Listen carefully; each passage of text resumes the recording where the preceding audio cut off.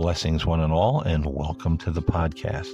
I'm your host, Paul James Caiden, and today on the show we are going to be talking about aging men and women and the feeling of irrelevance. Now, before we get into the show, I just want to say that before I started podcasting again in 2023, I had two really great ideas that I was drawn to. One was Angels of Urantia, and the other was the Urantian Mystic. And I really liked both of these shows, but I settled more or less on Angels of Urantia. But I decided after doing a couple of shows that maybe I wanted to try a couple of shows of the Urantian Mystic. And maybe at the end we'll take a vote and see which one people like, better. And I decided to do this because I still have that pull toward, the mystic side of life. This is something that I've studied and been into for, many years. I consider myself to be a mystic. And also, a couple of people chimed in and said, well, we don't really know how we feel about the new show.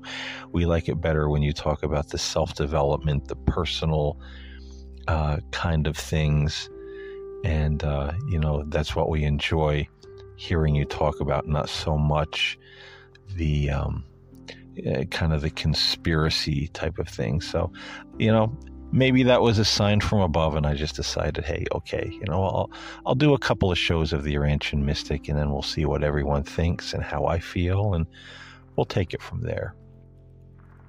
And this is certainly something I'm very passionate about, is mysticism, and I want to delve from the mystic perspective into this notion of aging men and women and the feeling of irrelevance.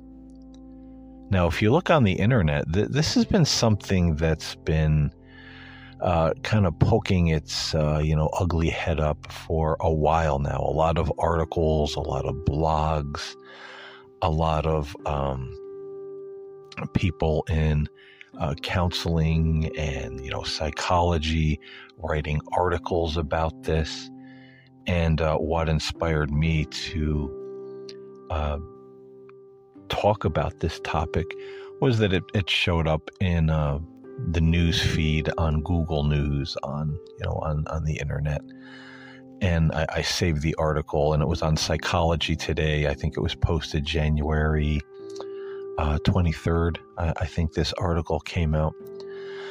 So the idea is that as men and women grow older and retire from their careers, they start to feel very depressed, very unfulfilled, and even start to feel irrelevant.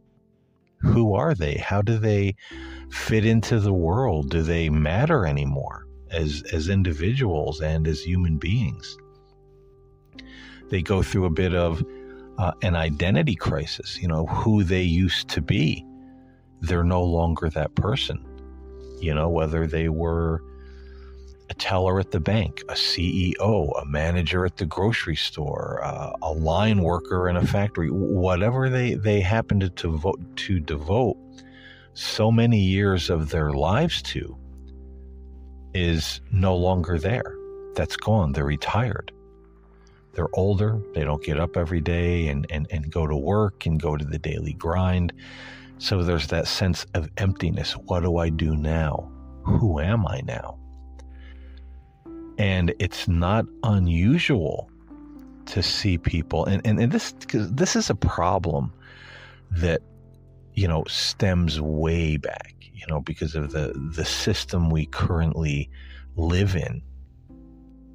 And I've heard of many people, who had nervous breakdowns, some kind of psychological break after retirement, or just became, so chronically depressed they didn't even know how to live in the world anymore, and ended up committing suicide, or therefore shortly after became, gravely ill and passed away. Some of them only in their later 60s or, early 70s. It was kind of like the spouse who passes away, and then the other spouse, passes away, therefore, very shortly after. It's like, the job is the spouse, the career is the spouse. Once that's gone, the person feels they have nothing to live for. So there's that sense of irrelevance. And, this is a very big problem. And I've seen people, I know people who were very hard workers, and worked many, many years at the same company. And when they retired, they had a really hard time. Some of them started drinking. They went through, mood changes, mood swings, life crisis. Some of them, things got so bad where they divorced later in life. They left their families. So there's a whole host of problems that go along with this, for men and women. And you'll find a lot of articles online, particularly about aging men and irrelevance. But this happens to women too. Where women, are out in the workforce, they're working a career, they retire. Now, who are they? How do they spend their time? They don't know how to get up and not go to work every day. Their whole world revolved around this. It's what they talked about at the dinner table. It's what they talked about over dinner if they were out in a restaurant with their friends. Well, how was your work week? Well, they did this and I did that, and this is happening. Oh, there's going to be the merger. There could be layoffs. Everything was centered. That was the nucleus of life. And when that's gone, how do people survive? How do they start to feel? Do they feel irrelevant? Do they feel lost? Now, the article on Psychology Today suggests that people explore, older men and women explore their inner world as they get older. Now, that's a great idea, but the way the individual tells the aging and retired man and woman to explore the inner world is to get into therapy. Find a therapist and talk about yourself. What are your likes? What are your dislikes? What motivates you? Who are you? Problems, how are you feeling? Are there things that really scarred you in life, or whatever the case may be? Now, this is better than nothing, and it's certainly a start. And I have nothing against therapy. I think a lot of people need counseling. People need therapy. I myself am a certified spiritual counselor, so I talk to a lot of people in a week, in a month, trying to help get them back on track and overcome obstacles in their life. Some people have lost faith through some kind of tragedy, and they need help getting that spiritual foundation back underneath their feet, underneath their lives. So therapy and counseling are fantastic tools. But, one of the problems that we see with it is that how many people do you know, the listener? How many people do you know that have been in therapy for years and they really haven't made that much improvement in their lives? They're still going through the same problems. They're still rehearsing the same problems. They still have the same hurts and bruised egos and triggers in their lives. Now, certainly therapy is helping to hold them together to a degree, but it hasn't helped them get beyond the problem. And so therapy can become just another, for lack of a better word, just another crutch that we lean on to get us through. You know, now it's not my job that is my sense of identity and helps me cope with reality and life. It's my therapist. You know, I have to see my therapist, for every little thing. So it can become kind of a Band-Aid for people that doesn't really get them beyond the issues, beyond the pain, beyond the sense of loss, beyond the feelings of feeling irrelevant or like they don't matter in the world anymore because, they're not the CEO of some big company. They're not, working in the office anymore, behind their desk doing whatever it is that they do. They've lost their sense of purpose. So what do? Where do they go from here? I would put forth in this particular podcast that, as I said, therapy is a start, and exploring your inner world is a wonderful thing. In fact, it's the key thing to overcome a lot of these negative and depressed feelings.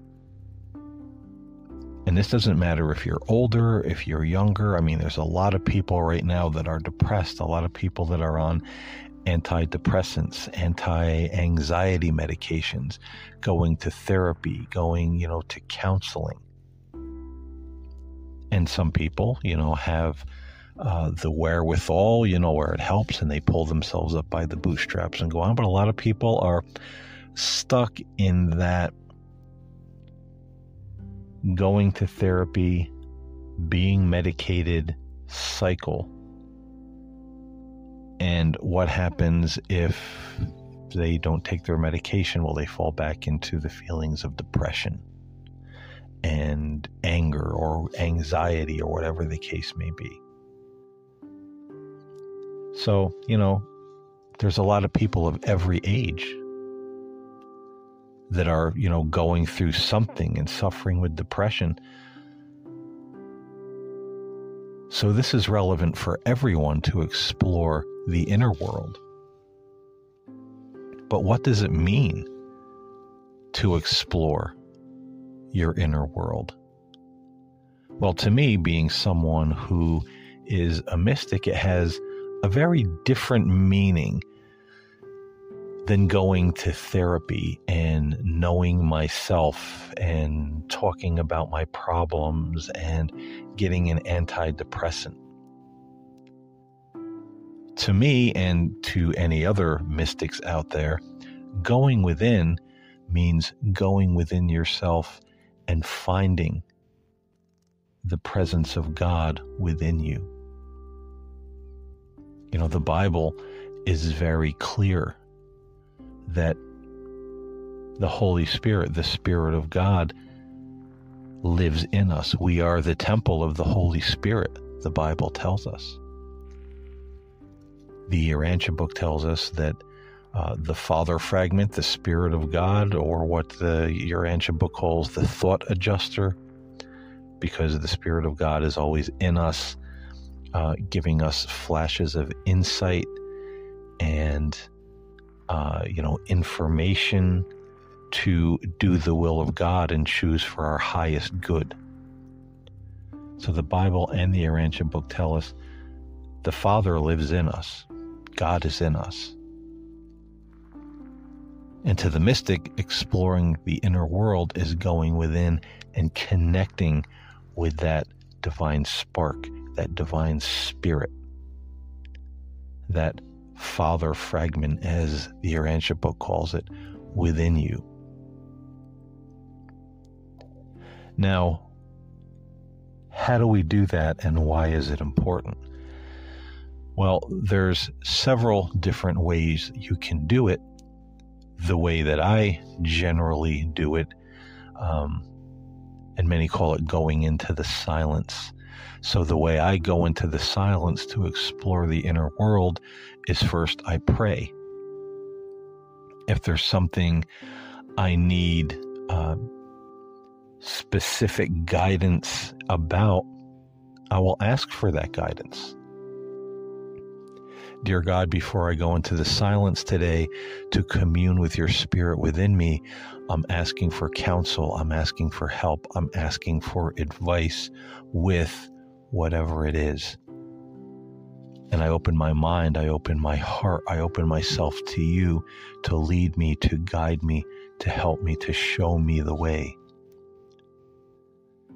And then I give thanks for the guidance and the counsel. And then I just close my eyes and I breathe. I focus on the breath. And then I just imagine myself going deeper into myself, deeper into my own consciousness. And I become aware of the presence of God in my consciousness. Sometimes I imagine that I'm lighting a candle in the center of my heart, and that light glows within me and then glows all around me. And that glow represents the light of God, the sacred space within. And I just sit in that light. And sometimes while I'm sitting in that light, I invite God to sit with me. Or I will invite Christ to sit with me, or invite the angels to sit with me. And then I just listen. And with practice, you'll become aware of that greater presence within you and around you. And you'll realize that you really are visiting with the Father. You really are visiting with Christ. You really are visiting with the angels. And you just breathe and listen and be open. And you will be, maybe right away, maybe with a little practice, because this is a practice and sometimes it takes time to get good at it. I've been doing this for years, so it takes me a lot less time to get into that state of mind where I'm sitting in the presence. But you will be surprised that the insights, the messages, the things that will flash before your mind, and this is the Spirit of God, the thought adjuster within you, giving you that advice, the Father within, telling you what you need to hear. And sometimes it takes you in a very different or surprising direction that you never would have thought of was the answer to your problem. And you come out of that moment of sitting in the silence and you say, wow, those are the moments that you really know that you were visiting with God. Because the answer you were looking for was something so different than what you thought it should be or would be, that you know that that answer came from a source other than yourself. And see, when we have a daily practice of sitting in the silence, that's when we really become aware of who we truly are. That's when we really begin to explore that inner world. And we begin to know, sometimes little by little, sometimes in leaps and bounds, to know that the things around us in this world, our job, the economy, politics, the things in the news, the things that we worry about, are just problems created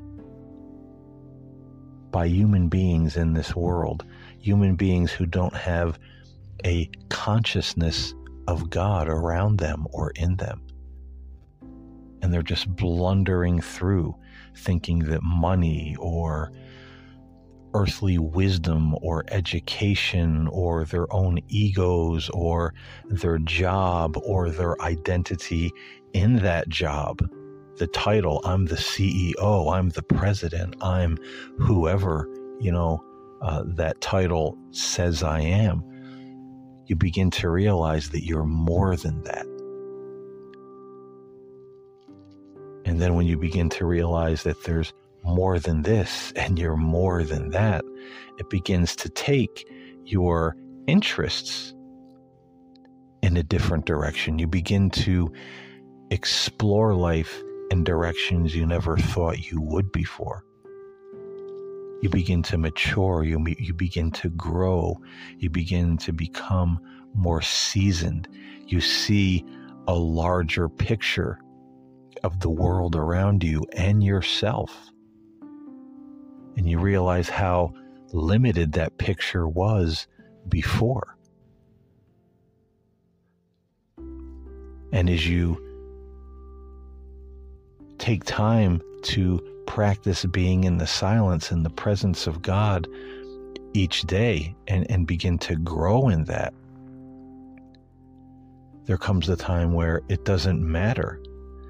It doesn't matter if you retire, if you lose your job, if there's bad things happening in the news, or if there's problems happening here on planet Earth.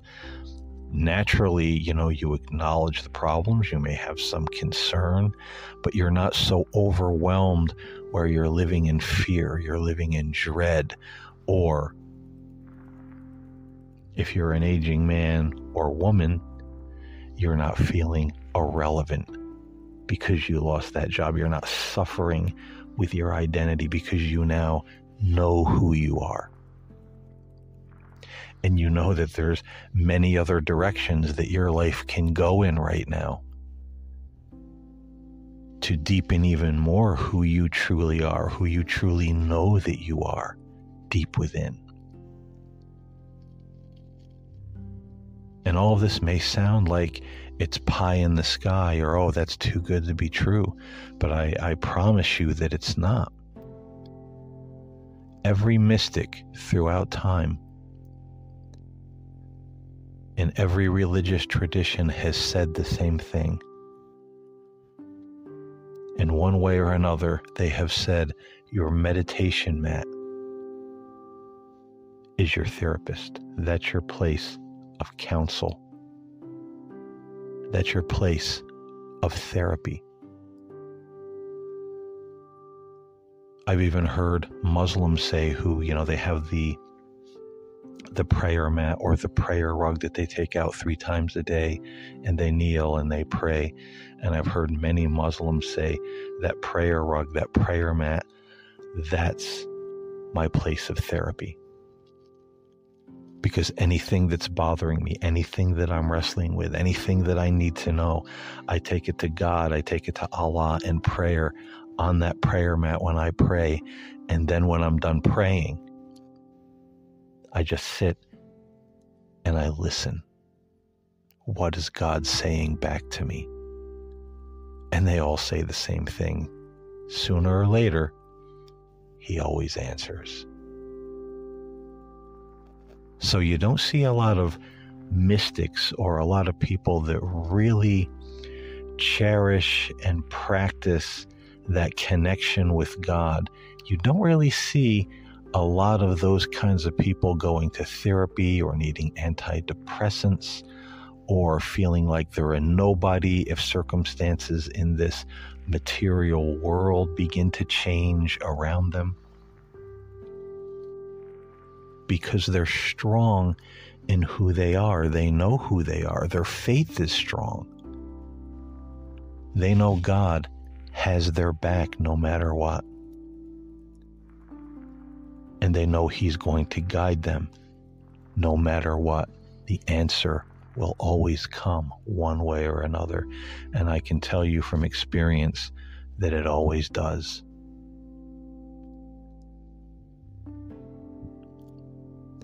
And we just can't sit back and say, I don't think anyway that, we can just say, well, I'm a religious person and, that's enough. Because when COVID started, when all the shutdowns were happening, how many people, and in the beginning, during the first 2 weeks of the COVID pandemic, how many people, were committing suicide because they couldn't get up and go to work. They couldn't stand being home with their wife and their kids. They were breaking down, and many of them that you heard about on the news, they said, well, they were people of faith. They had a great love for God, a great love for Jesus, But there was a component that was missing, and I may do a podcast on this one way or another, on this topic, because I think it's important. There's a difference in following an outward religion and its creeds and its doctrines and what it teaches you to believe. And mystics call that the outward practice of religion. So there's a vast difference in just participating in the outward practice of religion and going within and experiencing God. And that is what the Urantian book calls, when we share our inner life with God, we experience God. And we begin to have experiences with God. And this is true religion. And on that particular note, a greater truth has never been spoken, because there is a vast difference. And so it doesn't matter if you're old, if you're young, if you're getting ready to retire and you're feeling worried about it, if you've been retired for a while and you're feeling depressed, it's never too late to take up the practice of sitting in the silence. If you're a young person and you're just having trouble navigating this world, you're being bullied in school, there's so much peer pressure on social media, how we have to look, how we have to talk, how we have to be, what we have to like. Everything is dictated by trends and popularity. If you're a young person who's having trouble navigating all that, you're feeling lost in the fray, you're feeling like nobody likes the real you, or you don't really have a lot of friends because you're not giving into a lot of these trends, or maybe you're hopping on the trend bandwagon and you want to jump off of that train. It's never too late as a young person to start going into the silence. Because inevitably, eventually, as you practice, it will be your saving grace for the rest of your life. So that, my friends, is what I feel the most important thing and the most powerful practice and thing that we can do for ourselves to help ourselves from feeling depressed, from feeling irrelevant, feeling like we don't know who we are, feeling like we don't fit in, feeling like we're struggling. It's one of the most important, if not the most important thing we can do for ourselves. And I think another important topic to talk about in the future is, what is true mysticism, because you hear a lot of mainstream religion. I just saw a video on YouTube today that just kind of popped up, the dangers of mysticism. Mysticism, the dangers, rather than, basing things on personal experience rather than the authority of Scripture. Well, there's a lot that can be said about that. And That is a very incorrect way to look at mysticism. But a lot of these people who say this are also looking at a form of mysticism that is, what's the word I'm looking for? Fanatical, maybe a bit delusional, because unfortunately we live on planet Earth, and there's people that will take the best of things and kind of run in the wrong direction with them. So don't believe everything you hear as far as mysticism, going within, this is bad, because it's not. It's one of the most healthy, wonderful, inner strength building tools you'll ever have in your life. So I hope this podcast was helpful to someone out there today. Let me know what you thought of this show, as opposed to the Angels of Urantia. And like I said, maybe in the end we'll take a little bit of a vote on things. I enjoy doing this show, so chime in, let me know what you think. Send me an email, nocturnalmagic@gmail.com. I'll leave my email in the description below. Give me a shout, drop me a line, and I will talk to you next time here on the podcast. Until then, as I always say, stay in the light, stay in love, and walk with the angels. I'll talk to you next time. God bless.